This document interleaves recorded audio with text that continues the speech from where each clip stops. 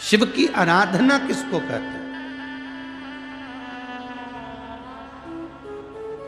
कोई कहता है कि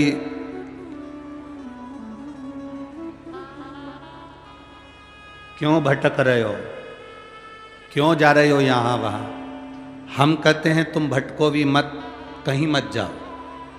तुम्हारे घर के नजदीक में जो शंकर का शिवालय हो, तुम्हारे घर के नजदीक में जो शंकर का मंदिर हो, शिव मंदिर हो, शिवालय हो, उस शिवालय में जाकर एक लोटा जल प्रतिदिन चढ़ाना प्रारंभ करो।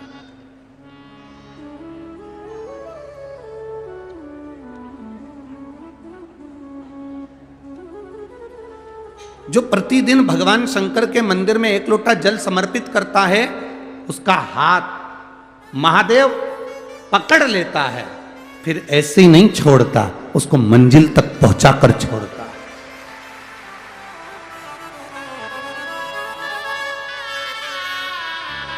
वो ऐसे ही नहीं छूट सकता।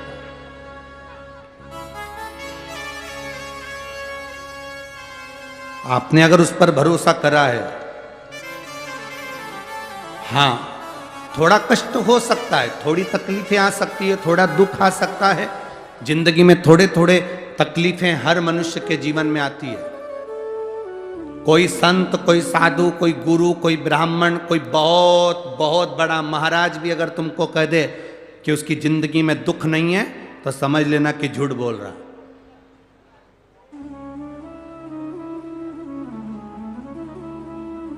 मेरे राम जी महाराज भी इस पृथ्वी पर जन्मे तो उनकी जिंदगी में भी दुख आया। मेरे भगवान कृष्ण भी इस पृथ्वी पर जन्मे तो उनकी जिंदगी में भी दुख आया। माता जानकी भी इस पृथ्वी पर प्रगटी तो उनकी जिंदगी में भी दुख आया। राधा रानी भी इस पृथ्वी पर प्रगटी तो उनकी जिंदगी में भी दुख आया। संसार में अगर जन्म लिया है, मृत्यु लोक में अगर तुम पैदा हुए हो, पृथ्वी पर अगर तुम आए हो, तो तुम्हारी जिंदगी में दुख ये नहीं कि नहीं आएगा। हमारे पूर्व के कर्म के अनुसार हमारी जिंदगी में दुख, हमारी जिंदगी में तकलीफें आती है, पर वो दुख मिटेगा कैसे?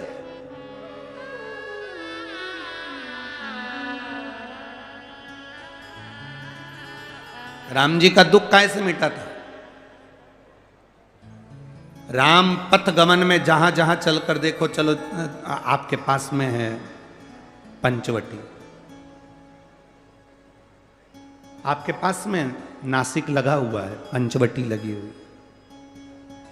ये कथा 19 तारीख को पूर्ण हो जाएगी। 21 तारीख को नासिक में माता गोदावरी के तट पर पंचवटी में 5 दिवसीय कार्तिक महीने में कथा लोगों को श्रवण करने के लिए भक्तों को मिल जाएगी। आपके नजदीक में लगी है पंचवटी, चलो जाओ। जितने राम जी महाराज अयोध्या से लंका तक गए, उसके बीच में जितने राम जी के मंदिर नहीं है, उससे अधिक शंकर जी के मंदिर हैं। उसका कारण केवल एक है, राम जी जहां रुकते थे वहां शंकर भगवान के शिवलिंग की स्थापना करते थे, पूजन करते थे, और वहां से फिर आगे बढ़ते थे, फिर आगे बढ़ते थे, फिर आगे बढ़ते थे। बिना शंकर की आराधना के, बिना शंकर भगवान को एक लोटा जल चढ़ाए बिना मेरे राम जी महाराज आगे बढ़ते ही नहीं थे। भगवान कृष्ण के जीवन का चरित्र उठाकर देखो, मेरे ठाकुर जी का नियम था, एक लोटा जल चढ़ाए बिना कृष्ण आगे बढ़ते नहीं थे। श्री दशरथ जी महाराज के जीवन चरित्र को उठाकर देखिए, सूर्य नारायण भगवान को जल और शंकर भगवान को जल चढ़ाए बिना दशरथ जी महाराज आगे बढ़ते नहीं थे। श्री जनक जी महाराज के चरित्र को उठाकर देखिए, एक लोटा जल चढ़ाए बिना जनक जी महाराज अपनी सभा में नहीं जाते थे।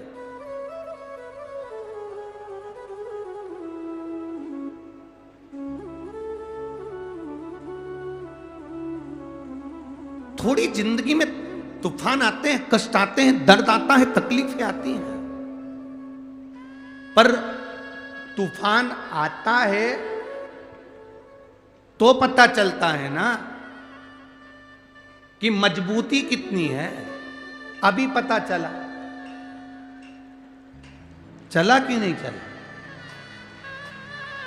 अरे बोलो तो जम के। पता चला ना कि मजबूती कितनी है। ये हवा चलती है, तूफान आता है, तब पता चलता है मजबूती कितनी है। उसी तरह दूसरे धर्म के लोग तुम्हें डिगाने के लिए आगे बढ़ते हैं, पर तुम्हारे भीतर का सनातन धर्म दिखा देता है कि मजबूती कितनी।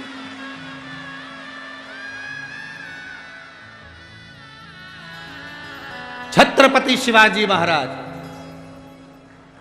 जिनकी माता ने कहा कि बेटा सामने किला है और वो किला मुझे चाहिए, शिवाजी कहते हैं माँ क्या बात करती हो, ये किला वहाँ कितना कितना सैनिकों का बल भरा पड़ा हुआ है और मेरे पास में कुछ भी नहीं है, मेरे पास कुछ भी नहीं।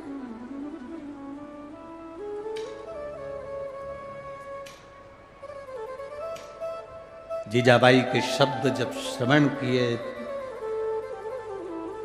छत्रपति शिवाजी महाराज को छत्रपति का संबोधन स्वयं उनकी माता ने दिया है, स्वयं उनकी माता ने।